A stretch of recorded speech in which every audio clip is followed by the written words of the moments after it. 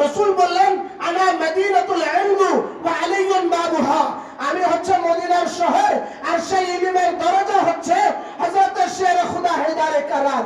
এজন্য মাওলানা আলী বলেছেন যে রাসূলের কাছে যদি একবার যাও আমি আলীর কাছে দুইবার আসতে হবে।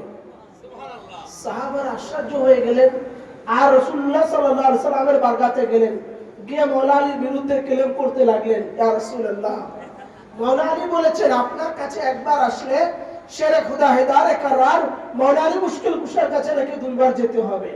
তখন রাসূল পাক মাওলানা আলীকে ডাকলেন, ডেকে বললেন হে আলী তুমি এটা বলেছো? তিনি বলতেছেন ইয়া রাসূলুল্লাহ ইয়া হাবিবাল্লাহ বিআদবি মাফ করবেন, হ্যাঁ আমি বলেছি। তো বলল কেন?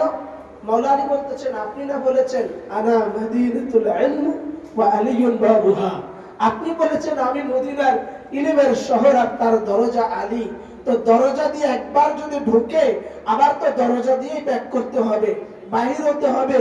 তো যদি আমি দরজা হই তো দরজা দিয়ে আপনার কাছে যাবে আর আপনার কাছ থেকে বাহির হওয়ার সময় আমার মাধ্যমেই আসবে। তার মানে হলো আপনার কাছে যদি কেউ একবার যায়, আমি যেহেতু দরজা, আমি আলীর কাছে দুইবার আসতে হবে।